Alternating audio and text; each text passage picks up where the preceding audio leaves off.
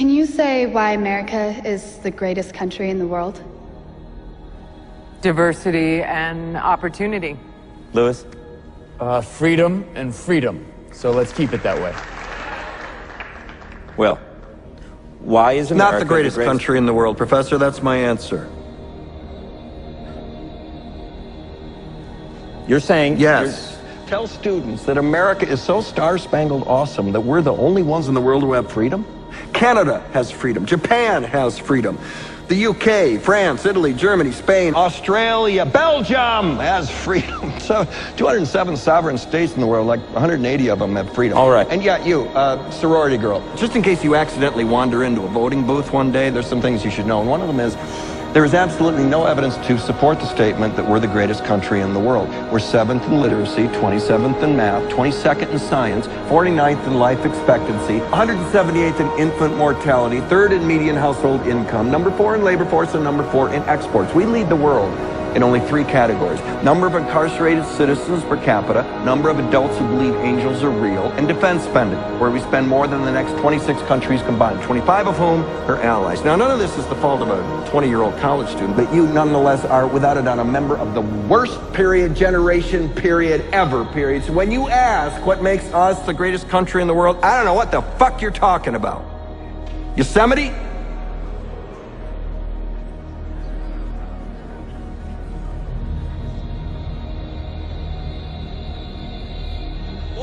Family now own more wealth than do the bottom 30% of the American people.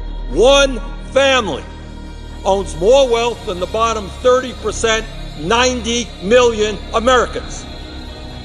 Today, the top 1% own 40% of all of the wealth in America. Top 1% own 40% of all the wealth in America. In all of human history, mankind is politically awakened. That's a total new reality. And no matter where you go, politics is a matter of social engagement. And most people know what is generally going on in the world, and are consciously aware of global iniquities, inequalities, lack of respect, exploitation. The affirmative task we have now is to actually create a new world order. So we have to do what we do best. We have to lead. We have to lead.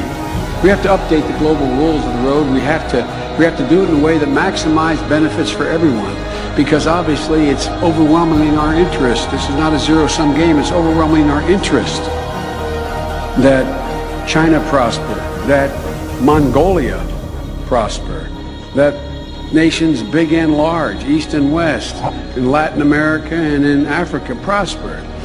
Because, you know that old expression, they asked Willie Sutton why he robbed banks, he said, that's where the money is. We want everybody to have a little money. Orwell famously said that he who controls the present controls the past, and he who controls the past controls the future. And that is because of the vital role that history plays in deciding our interpretation of what is happening in the world.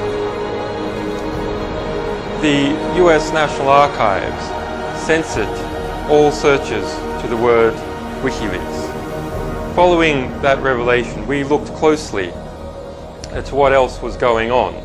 And in fact, as Kristen said, from 2006, it became apparent that the US National Archive had reverse classification of over 55,000 pages of material, that a great analysis done by the National Security Archives, a group run out of George Washington University. Imagine for a moment that somewhere in the middle of Texas there was a large foreign military base, say Chinese or Russian. Imagine that thousands of armed foreign troops were constantly patrolling American streets in military vehicles. Imagine they were here under the auspices of keeping us safe, or promoting democracy, or protecting their strategic interests. Imagine that they operated outside of U.S. law and that the Constitution did not apply to them. Imagine that every now and then they made mistakes or acted on bad information and accidentally killed or terrorized innocent Americans, including women and children, most of the time with little or no repercussions or consequences. Imagine that they set up checkpoints on our soil and routinely searched and ransacked entire neighborhoods of homes. Imagine if Americans were fearful of these foreign troops and overwhelmingly thought America would be better off without their presence. Imagine if some Americans were so angry about them being in Texas that they actually joined together to fight them off in defense of our soil and sovereignty because leadership in government refused or were unable to do so. Imagine that those Americans were labeled terrorists or insurgents for their defensive actions and routinely killed or captured or tortured by the foreign troops on our land. Imagine that the occupiers' attitude was that if they just killed enough Americans, the resistance would stop, but instead, for every American killed, 10 more would take up arms against them, resulting in perpetual bloodshed. Imagine if most of the citizens of the foreign land also wanted these troops to return home. Imagine if they elected a leader who promised to bring them home and put an end to this horror. Imagine if that leader changed his mind once he took office. The reality is that our military presence on foreign soil is as offensive to the people that live there as armed Chinese troops would be if they were stationed in Texas. Shutting down military bases and ceasing to deal with other nations with threats and violence is not isolationism. It is the opposite. Opening ourselves up to friendship, honest trade, and diplomacy is the foreign policy of peace and prosperity. It is the only foreign policy that will not bankrupt us in the short order, as our current actions most definitely will. I share the disappointment of the American people in the foreign policy rhetoric coming from the administration.